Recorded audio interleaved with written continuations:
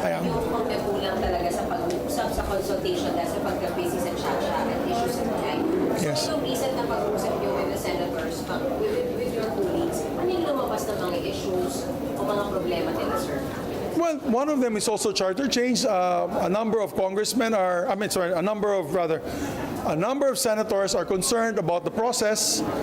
For example, Senator Cheese is still very adamant about the lack of rules that we have.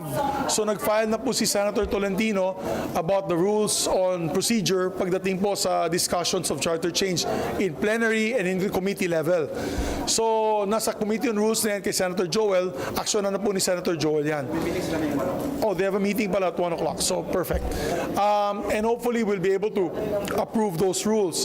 Also kasi may mga tanong sila na paano natin iti-take up ba natin yan alas 3 ng hapon kasama ng business of the day or agenda of the day, or do we hear it earlier like the House of Representatives under the Committee of the Whole and tackle it on a different hour once we have the committee report from Senator Angara. Kasi magkakaroon ng committee report yan, parang batas yan, tapos pagdidebatihan pa yan. So this time, our resource persons are no longer the officials of the schools, mga legal luminaries. This time, Senator Angara will have to debate with the members who are asking the very important questions on the amendments to the Constitution. So, wala pa tayong rules niyan. And this is just an example on the discussions that have been on the table, which we still have to resolve. At kasama na po yan sa mga, siguro, mga gripes ng ating mga kasamahan. So, we're working on that now. Magiging malaking challenge daw sa leadership, no? Paano mga kamaster ng numero para suportahan yung RBH 6, considering na meron na nagsasabi na 7 na daw sila na magtulong sa challenge. It's a challenge. So it is a big challenge. It's a big challenge. Kasi I think yung away ng mga kaibigan natin sa House, dito sa mga kaibigan natin sa Senado, isang factor din po yan. Kasi nagkakaroon nga ng trust issues. Nabanggit ko kay Presidente yan, Mr. President, when the time comes, hingi din tayo ng tulong sa inyo na will convince the members kasi hindi lahat sold out. So, but I'm not saying it's impossible. There's still in the reign of possibilities, we could still get 3/4 vote, 18 signatures or 18 votes. But at this point in time, it's a challenge. So we will work on the challenge one step at a time. But the commitment was pag-usapan po ito, pagdebatihan para malaman ng taong bayan ano talaga mga issues na to pagdating sa RBH 6.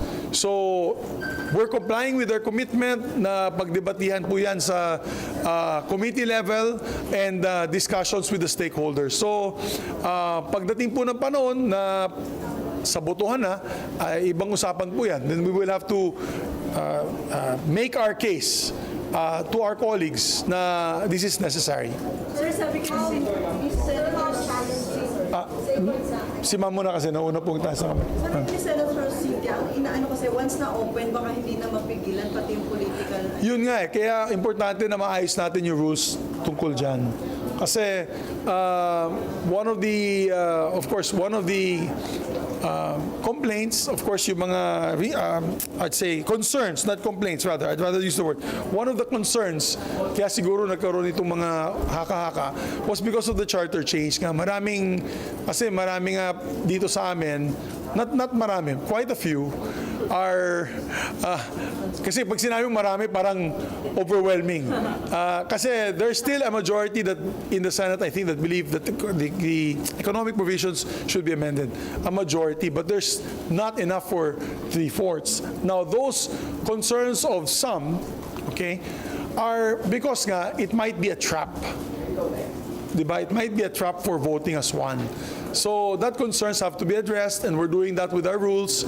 And definitely, konting trust issues. That's why we're appealing to our colleagues in the House of Representatives. Let's slow down on the rhetoric against each other kasi it's unnecessary noise. Hindi naman po kailangan yan. Let's slow down the rhetoric against each other. I think we should work together for the common good of the country rather than burning bridges. And if you notice kami dito sa Senado, medyo ano na po kami, back to regular programming, nagtatrabaho na po lahat kami dito.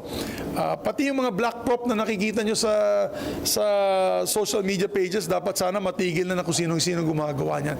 Kasi it just fuels the fire, and because of that, there will come a time that there are certain trust issues that we have to face.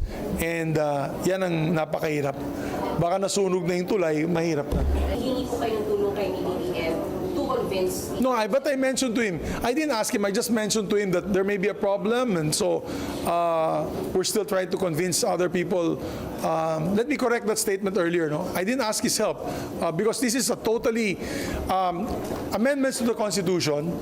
And let me correct that what I said earlier. Amendments to the Constitution is solely the prerogative of Congress as well as people's initiative. Kung done properly, if there's an enabling law, it can be done and done properly. That's the only modes that can be, and CONCON of course, that can be utilized to amend the Constitution.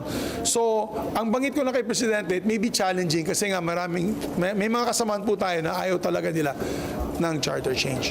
So, ayun lang po. Wala po tayong hiningin tulong sa kanya because it's more an independent issue by Congress and the Senate.